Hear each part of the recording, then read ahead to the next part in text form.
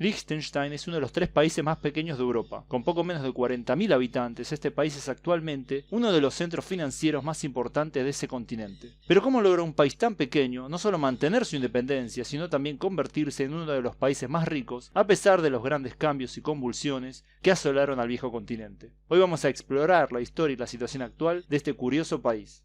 El territorio que ocupa Liechtenstein era parte de la provincia romana de Raetia. Con las invasiones bárbaras al imperio, una confederación de tribus germánicas se asientan en el área. Estos eran llamados alamanes o alemani, que deriva de las palabras alemanen, es decir, todos los hombres, la manera como ellos llamaban a dicha confederación. De esta denominación deriva el nombre Alemania y alemanes, usado actualmente en muchos idiomas para nombrar a los germanos. Luego de estas invasiones, el área pasó a formar parte del Imperio Carolingio y luego al Ducado de Suabia, parte del Sacro Imperio Romano Germánico.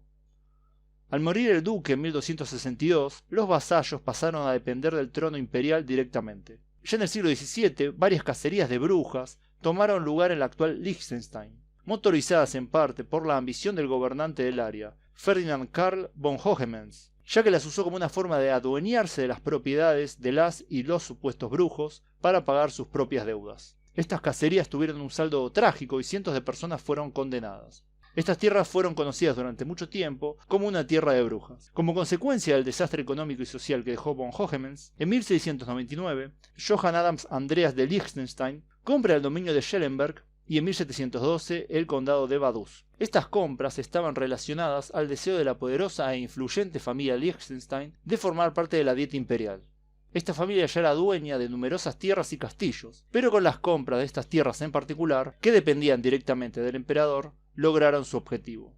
En 1719 el emperador Carlos VI del Sacro Imperio Romano Germánico decretó que los condados de Schellenberg y Vaduz sean promovidos a un principado que lleva el nombre de Liechtenstein, por Anton Florian de Liechtenstein, que en este momento era el representante de dicha familia. También se le dio el título de príncipe del imperio.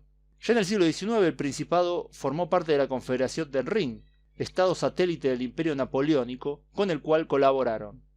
El Sacro Imperio había dejado de existir, por lo que comienza el camino del Principado a su independencia plena. Poco tiempo después de que se disolviera esa confederación, Liechtenstein se une a la Confederación Germana, hasta su disolución en 1866, año que gana su definitiva independencia. En 1868 declara su neutralidad, que se mantiene hasta el día de hoy. En el siglo XX, los lazos con Suiza comenzaron a ser cada vez más fuertes, y ya en 1919 realizó una unión aduanera y monetaria con ese país. Además, Suiza se ocupa de sus asuntos diplomáticos en los países donde Liechtenstein no tiene representación propia. En 1938 el príncipe Franz Joseph II llega al poder y se convierte en el primer miembro de su familia en vivir en el ducado, ya que todos los anteriores no lo habían hecho. Ya pasada la Segunda Guerra Mundial, en la cual se mantuvieron neutrales nuevamente, la economía del país estaba en muy mala situación. Durante las próximas décadas, esta situación mejoraría progresivamente. Reformas económicas convirtieron a Liechtenstein en un centro financiero importante. Muchas empresas tienen su sede allí para aprovechar las ventajas impositivas. Esto convirtió a esta nación en uno de los países más ricos del mundo en PBI per cápita. Liechtenstein no tiene moneda propia, sino que utiliza el franco suizo. El sector más importante de su economía es el manufacturero. En el país se producen varios tipos de maquinaria, partes de motores, productos dentales y muchas cosas más. La empresa más importante de este sector es Hilti, una multinacional que emplea a 29.000 personas alrededor del mundo. Pero no es el sector industrial quien más empleos genera, sino el de servicios. El sector agrícola, por su parte, representa apenas el 8% de la economía.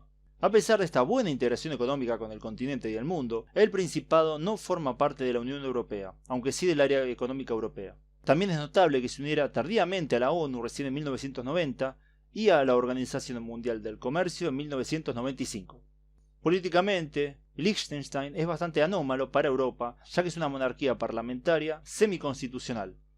En 2003, el príncipe Hans Adam ganó un referendo que le da más poder, tales como el de vetar leyes aprobadas por el Parlamento, nombrar jueces y disolver el gobierno. Esto lo convierte en el monarca europeo con más poder político en su propio país. A esto hay que sumarle el gran poder económico que detenta la familia real, que está estimado en alrededor de 8.000 millones de dólares, lo que también los convierte en la monarquía más rica del continente. La sociedad de este país es bastante conservadora en el contexto de Europa Occidental, y la religión sigue teniendo un rol importante. Algo que señala esto es que este país fue el último de Europa donde las mujeres adquirieron el derecho al voto, recién en 1984. El país es muy pequeño geográficamente, midiendo de norte a sur apenas 24 kilómetros. Su territorio total es de 160 kilómetros cuadrados aproximadamente.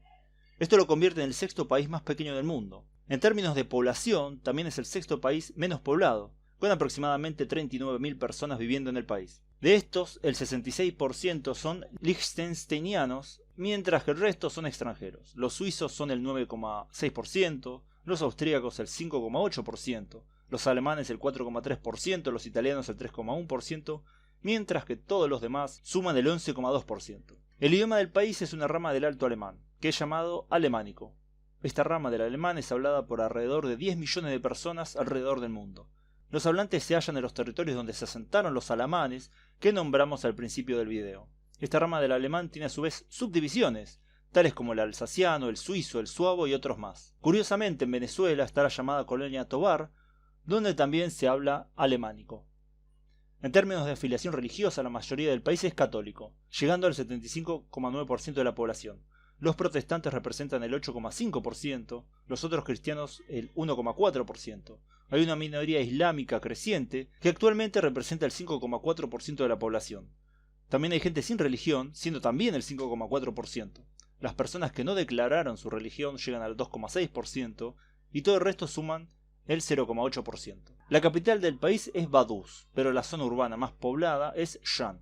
En los últimos años, Liechtenstein está buscando moldarse a las normas internacionales en lo que tiene que ver con el manejo de depósitos de extranjeros. Esto se produjo en gran parte por el escándalo de 2008, por el cual se descubrió que este país era usado para evadir impuestos por muchos ciudadanos y empresas europeas. Hoy, luego de ciertas reformas, ya no es considerada por esos organismos internacionales como un paraíso fiscal. Este pequeño principado tiene uno de los estándares de vida más altos del mundo y una de las economías más dinámicas. Esto es en gran parte, pero no exclusivamente, producto de la ambición de la casa gobernante de Liechtenstein, que al igual que la casa de Saud en Arabia Saudita, le da nombre al país. ¿Conocían la historia de Liechtenstein? Pongan su respuesta en los comentarios. Espero que les haya gustado el video, pongan me gusta si les gustó, compartan si piensan que vale la pena compartir. Gracias a todos por su tiempo y nos vemos pronto en el próximo video. Saludos.